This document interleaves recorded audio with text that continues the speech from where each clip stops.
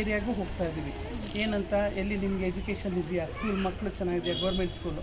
ಈಗ ಎಲ್ಲರೂ ಪ್ರೈವೇಟಲ್ಲಿ ಓದಿಸೋಕ್ಕಾಗೋದಿಲ್ಲ, ಗೌರ್ಮೆಂಟ್ ಸ್ಕೂಲಲ್ಲಿ ಓದಿಸ್ತಾರೆ. ಅಲ್ಲಿ ಬೆಂಚು, ಟೀಚರು, ಅವರು ಟೈಮಿಂಗ್ಸು, ಊಟ ಕೊಡ್ತಾ ಇದ್ದಾರೆ, ಅದು ಚೆನ್ನಾಗಿದೆಯಾ ಅದನ್ನು ನೋಡ್ತಾ ಇದ್ದೀವಿ. ಈಗ ಮೆಡಿಕಲ್ ಅಂದ ತಕ್ಷಣ ಇವ್ರು ಹೇಳೋದು ಪ್ರೆಗ್ನೆಂಟ್ ಲೇಡಿಗಳಿಂದ ಹೆಣ್ಮಕ್ಳಿಗೆ ಅದು ತುಂಬ ಮುಖ್ಯ ಅಲ್ವಾ. ಹಾಸ್ಪಿಟ್ಲ್ ಅಂದರೆ ಒಂದು ಸ್ವಲ್ಪ ಆರೋಗ್ಯ ಇದ್ರೂ ಒಂದು ಇನ್ನೊಂದು ರೋಡಿಗೆ ಹೋಗ್ಬೋದು ನಾವು. ಈ ಪ್ರೆಗ್ನೆಂಟ್ ಲೇಡಿ ಎಲ್ಲಿ ಡೆಲಿವರಿ ಆಗುತ್ತೆ ಅಂತ ಹೆಂಗೆ ಗೊತ್ತಾಗುತ್ತೆ ನಮಗೆ?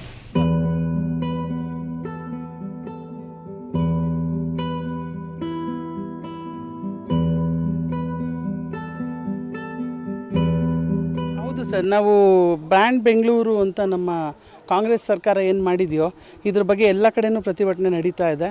ಸೊ ಇವತ್ತು ನಾವು ಕಾನ್ಸ್ಟಿಟ್ಯೂನ್ಸಿ ವೈಸ್ ಬಂದಿದ್ದೀವಿ, ದೊಡ್ಡಬದ್ರಿಕಲ್ಗೆ ಬಂದಿದ್ದೀವಿ. ವಾರ್ಡ್ ನಂಬರ್ 40 ಇದು ಬಂದು ನೋಡಿ, ಈ ಜನಗಳು ತುಂಬ ಕಠಿಣವಾದ ಪರಿಸ್ಥಿತಿಯಲ್ಲಿದ್ದಾರೆ ಅನಿಸುತ್ತೆ. ಒಂದೇ ರೋಡಲ್ಲಿ ಸ್ಯಾನಿಟ್ರಿ ಫ್ಲೋ ಆಗ್ತಾಯಿದೆ, ತಾವು ಅದನ್ನು ಚಿತ್ರೀಕರಣ ಮಾಡಿದ್ದೀರಾ.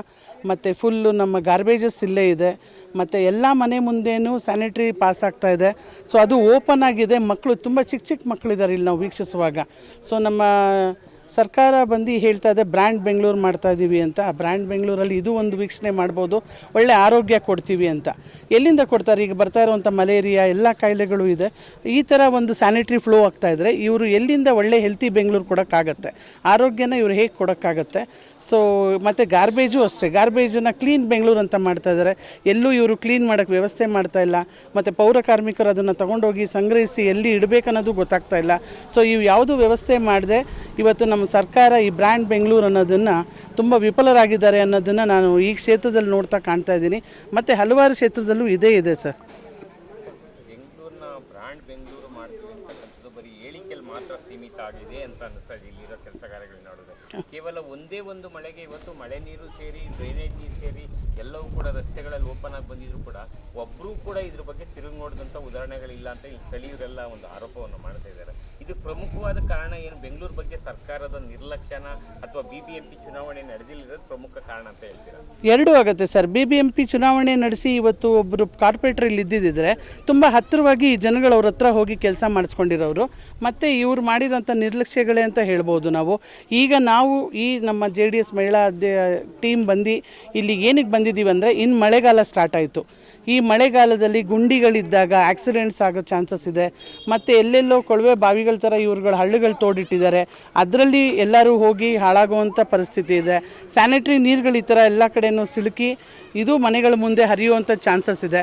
ಸೊ ಈ ಮಳೆಗಾಲ ಇರೋದರಿಂದ ಇವರು ಹೇಳಿಕೆ ಮಾತುಗಳನ್ನು ಏನು ಬ್ರ್ಯಾಂಡ್ ಬೆಂಗಳೂರು ಅಂತ ಮಾಡಿದಿರೋ ದಯವಿಟ್ಟು ನಾನು ಎಲ್ಲರಿಗೂ ಕೇಳ್ಕೊಳ್ತಾ ಇದ್ದೀನಿ ಸರ್ಕಾರಕ್ಕೆ, ಎಲ್ಲ ನಿಮ್ಮ MLAಗಳಾಗಿರಲಿ ಎಲ್ಲರಿಗೂ ಏನಿದೆಯೋ ಅವ್ರಿಗೆ ಅನುಕೂಲ ಮಾಡಿಕೊಟ್ಟು ಈ ಜನಗಳಿಗೆ ಬಂದು ಅನುಕೂಲ ಮಾಡೋ ಥರ ಮಾಡಲಿ ಅಂತ ಕೇಳ್ಕೊಳ್ತೀನಿ ಸರ್. ಮೊನ್ನೆ ಮುಖ್ಯಮಂತ್ರಿಗಳು ಉಪಮುಖ್ಯಮಂತ್ರಿಗಳು ಎಲ್ಲ ಬೆಂಗಳೂರು ನಗರ ಪ್ರದಕ್ಷಿಣೆ ಮಾಡಿದ್ರು ಮಳೆ ಬಂದಂತಹ ಸಂದರ್ಭದಲ್ಲಿ. ಬಟ್ ಅವ್ರು ಏನೇ ಮಾಡಿದ್ರು ಕೂಡ ಎಲ್ಲೂ ಕೆಲಸ ಕಾರ್ಯಗಳು ಏನೂ ನಡೆದೇ ಇಲ್ಲ.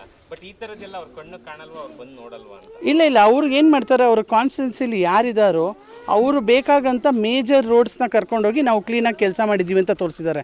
ಅವರು ತುಂಬ ಡೀಪಾಗಿ ಆಳವಾಗಿ ಮಾಡಬೇಕಂದ್ರೆ ಇದು ಇಬ್ಬರು ಸೇರಿ ಮಾಡುವಂಥ ಕೆಲಸ ಅಲ್ಲ ಸರ್. ಇಡೀ ಸರ್ಕಾರದಲ್ಲಿ ಎಷ್ಟು ಜನ ಕೂತಿದ್ದಾರೋ ಇವತ್ತು ಅವ್ರು ಅಷ್ಟು ಜನನೂ ಬಂದು ಎಲ್ಲ ರೀತಿ ಒಂದೊಂದು ಕಾನ್ಸ್ಟಿಟ್ಯೂನ್ಸಿನ ಒಬ್ಬೊಬ್ರಿಗೆ ಜವಾಬ್ದಾರಿ ಕೊಟ್ಟು ಹೆಲ್ತ್ ಆಫೀಸರ್ಸ್ಗೂ ಬಿಡಬೇಕು ಸರ್. ಹೆಲ್ತ್ ಆಫೀಸರ್ ಏನು ಮಾಡ್ತಾ ಇದ್ದಾರೆ ಅಂತ ಕೇಳಬೇಕನ್ಸುತ್ತೆ. ಮತ್ತು ಈ ಗಲೀಜುಗಳು ನೋಡಿದಾಗ ಪೌರ ಕಾರ್ಮಿಕರು ಕೆಲಸ ಮಾಡ್ತಾ ಇಲ್ವಾ ಅಂತ ಅನ್ನಿಸ್ತಾ ಇದೆ ನನಗೆ. ಸೊ ಹೀಗಾಗಿ ಸರ್ಕಾರ ಇದ್ರ ಮೇಲೆ ತುಂಬ ನಿಗಾ ವಹಿಸಬೇಕು, ತುಂಬ ಆಳವಾಗಿ ಕೆಲಸ ತಗೋಬೇಕು ಇವರು. ಮತ್ತು ಇವ್ರು ಬಂದು ಇದೆ ಎಲ್ಲೋ ನಿಂತ್ಕೊಂಡು ಮೇನ್ ರೋಡಲ್ಲಿ ಹೋಗೋದಂತಲ್ಲ, ಎಲ್ಲ ಒಂದೊಂದು ಗಲ್ಲಿಗಳಲ್ಲಿ ಬಂದಾಗ ಇಂಥದ್ದೊಂದು ಸಿಗೋಕ್ಕೆ ಅವಕಾಶ ಇದೆ ಸರ್. ಈ ಭಾಗದಲ್ಲಿ ತಮ್ಮ JDS ಅಲಯನ್ಸ್ ಆಗಿರ್ತಕ್ಕಂಥ NDA ಆಗಿರ್ತಕ್ಕಂಥ ಸೋಮಶೇಖರ್ ಅವರು BJP MLA ಆಗಿ ಈ ಭಾಗದಲ್ಲಿದ್ದಾರೆ. ತಾವು JDSನವರಾಗಿ ಸೋಮಶೇಖರ್ ಅವ್ರಿಗೆ ಏನು ಆಗ್ರಹ ಮಾಡ್ತೀರಾ? ಸರ್, ಸೋಮಶೇಖರ್ ಅವರು ನಮ್ಮವರೇ, ನಾವಿಲ್ಲ ಅಂತ ಹೇಳಲ್ಲ, ಅವರು ಕೆಲಸ ಮಾಡ್ತಾರೆ. ಬಟ್ ಅವ್ರಿಗೂ ನಾವು ಇದನ್ನು ಇವಾಗ ರಿಕ್ವೆಸ್ಟ್ ಮಾಡ್ತಾಯಿದ್ದೀವಿ. ಮಹಿಳೆಯರು ಇಲ್ಲಿ ಆರೋಗ್ಯ ವಿಚಾರ ಅಂತ ಅಂದಾಗ ಅವ್ರು ಬಂದು ಇವಾಗ ಹೇಳಿದ್ದಾರೆ, ಪ್ರೆಗ್ನೆಂಟ್ ಲೇಡೀಸ್ಗಳು ಹೋಗಬೇಕಂದ್ರೆ ನಾವು ಇಲ್ಲಿಂದ 6 ರಿಂದ 7 ಕಿಲೋಮೀಟರ್ ದೂರದಲ್ಲಿ ಹಾಸ್ಪಿಟ್ಲಿಗೆ ಹೋಗಬೇಕು. ಒಂದು ಹಾಸ್ಪಿಟ್ಲಿಗೆ ಹೋದರೆ ಇನ್ನೊಂದು ಹಾಸ್ಪಿಟ್ಲಿಗೆ ಕಳಿಸ್ತಾ ಇದ್ದಾರೆ ಅಂತ. ಇದು ತುಂಬಾ ನೋವು ತರುವಂಥ ವಿಚಾರ ಸರ್. ನಾನು ಹೇಳ್ತಾ ಇರೋದು ಸೋಮಶೇಖರ್ ಅವರೇ ಕೆಲಸ ಮಾಡ್ತಾರೆ. ಬಟ್ ನಮ್ಮ ಸರ್ಕಾರ ಬಂದು ಅವ್ರಿಗೆ ಬೇಕಾದಂಥ ಸೌಲಭ್ಯಗಳನ್ನ ಮಾಡಿಕೊಟ್ರೆ ಅವ್ರು ಖಂಡಿತವಾಗ್ಲೂ ಈ ಕೆಲಸನ ಇವರು ಮಾಡ್ತಾರೆ, JDS ಅವರು ಮಾಡ್ತಾರೆ. ಈ ವಾತಾವರಣನ ಈ ವಾರ್ಡ್ನೆಲ್ಲ ನೋಡಿದ್ರೆ ಇಲ್ಲಿ ಗೊಚ್ಚೆ ನೀರುಗಳು ಮತ್ತು ಆ ನೀರು ಮೇಲಿರೋ ಸೊಳ್ಳೆಗಳು ಮತ್ತು ಅಲ್ಲಿ ಗಲೀಜುಗಳು ಅದನ್ನೆಲ್ಲ ನೋಡಿದ್ರೆ ಇಲ್ಲಿ ಜನ ಎಲ್ಲ ಹೆಂಗೆ ವಾಸ ಮಾಡ್ತಾ ಇದ್ದಾರೆ ಅಂತ ನಿಜವಾಗ್ಲೂ ನೋವಾಗುತ್ತೆ. ಮತ್ತು ಬ್ರ್ಯಾಂಡ್ ಬೆಂಗಳೂರು ಅಂತ ಮಾಡೋಕ್ಕೆ ಹೊರಟಿದ್ದಾರೆ. ಯಾವ ಬೆಂಗಳೂರು ಅಂತ ಇದಾಗುತ್ತೆ ಅಂತ ಈ ಥರ ಎಲ್ಲ ಗೊಚ್ಚೆಗಳಿದ್ರೆ ಕಾಲರ ಬರುತ್ತೆ ಮತ್ತು ಎಲ್ಲ ರೋಗ ರುಜಿನಗಳು ಬರುತ್ತೆ. ಇಲ್ಲಿ ಜನ ಬದುಕೋದು ತುಂಬ ಕಷ್ಟ ಅಂತ ನನ್ನ ಅನಿಸಿಕೆ. ಏನು ಆಗ್ರಹ ಮಾಡ್ತೀರಿ ಸರ್ಕಾರಕ್ಕೆ ಇಲ್ಲಿ ಪ್ರತಿನಿತ್ಯ ಏನು BBMP ಅವರು ಕಸವನ್ನು ತೆಗಿಬೇಕು ಮತ್ತು ನೀರು ಕೊಳಚೆ ನೀರುಗಳನ್ನೆಲ್ಲ ಸರಿ ಮಾಡಬೇಕು. ಮತ್ತು ಇಲ್ಲಿ ಯಾವುದೂ ಕೂಡ ನೀರು ಸ್ಟಾಕ್ ನಿಲ್ಲದೆ ಇರೋ ಥರ ನೋಡ್ಕೋಬೇಕು. ಪ್ರತಿ ಕಡೆನೂ ನೀರು ಸ್ಟಾಕ್ ನಿಂತಿದೆ, ಅಲ್ಲಿ ಸೊಳ್ಳೆಗಳು ನಿಂತಿದೆ, ಕಾಲರ ಮತ್ತೊಂದು ಇಂಥ ರೋಗಗಳು ಬಂದು ಜನಕ್ಕೆ ಬದುಕೋದೇ ತುಂಬ ಕಷ್ಟ ಆಗಿದೆ.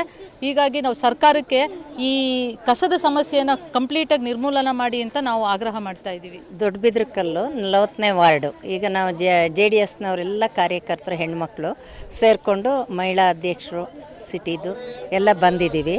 ಇಲ್ಲಿ ನೀರಿನ ಸಮಸ್ಯೆ ಇದೆ, ವಾರಕ್ಕೆ ಒಂದು ಸಾರಿ ಬರುತ್ತಂತೆ. ಈ ರೀತಿ ನೋಡಿದರೆ ಇಲ್ಲಿ ಕೊಳಚೆ ನೀರೇ ಜಾಸ್ತಿ ಆಗಿದೆ ಕುಡಿಯೋ ನೀರಿಗಿಂತ. ಜನಗಳಿಗೆ ಭಾಳ ಸಮಸ್ಯೆ ಆಗಿದೆ. ಇಲ್ಲಿ MLAಗಳು ಇದು ಮಾಡ್ತಾಯಿಲ್ಲ. ಬ್ರ್ಯಾಂಡ್ ಬೆಂಗಳೂರು ಅಂತಾರೆ. ಯಾವ ಬೆಂಗಳೂರು? ಕುಡಿಯೋಕ್ಕೆ ನೀರೇ ಇಲ್ದರೆ ಜನ ಬದುಕೋದೇಕೆ? ಕಾಯಿಲೆಗಳು ಬರುತ್ತೆ ಪಾಪ. ಬಸ್ಸಿನ ಅನುಕೂಲ ಇಲ್ಲ, ಸ್ಕೂಲ್ಗಳಿಲ್ಲ, ಭಾಳ ತೊಂದರೆ ಆಗಿದೆ ಇಲ್ಲಿ ಜನತೆಗೆ. ಇದನ್ನು ಸರ್ಕಾರ ಗಮನದಲ್ಲಿಟ್ಕೊಂಡು ಒಳ್ಳೆ ರೀತಿ ನಡೆಸುವಂಥದ್ದು ಮಾಡಬೇಕು. ಅವರೇನು ನಾವೆಲ್ಲ ಹೋಗಿ ಇನ್ಸ್ಪೆಕ್ಷನ್ ಮಾಡಿದ್ದೀವಿ ಅಂತೀವಿ, ಎಲ್ಲಿ ಒಳ್ಳೇದಿದೆ ಅಲ್ಲಿ ಮುಖ್ಯಮಂತ್ರಿಗಳು ಉಪಮುಖ್ಯಮಂತ್ರಿಗಳು ಬೆಂಗಳೂರು ಸಿಟಿ ವಿಸಿಟ್ ಮಾಡಿದರೆ ವಿನಃ ಇಂಥ ಸ್ಥಳಗಳಿಗೆ ಅವರು ವಿಸಿಟ್ ಮಾಡಿದರೆ ಯಾವ ರೀತಿ ನಾವು ಮುಂಜಾಗ್ರತೆ ತಗೋಬೇಕು. ಈಗ ಮಳೆಗಾಲ ಬರಬೇಕಾದ್ರೆ ಈಗ ನೀರು ಒಳಗೆ ಕೊಳಚೆ ನೀರು ನುಗ್ಗುತ್ತೆ, ಜನಗಳಿಗೆ ತುಂಬ ತೊಂದರೆ ಆಗುತ್ತೆ. ಇದನ್ನು ಸರ್ಕಾರ ಗಮನದಲ್ಲಿಟ್ಕೊಂಡು ಒಳ್ಳೆ ಕೆಲಸ ಮಾಡಬೇಕು ಅಂಥೇಳಿ ಆಗ್ರಹ ಮಾಡ್ತೀನಿ.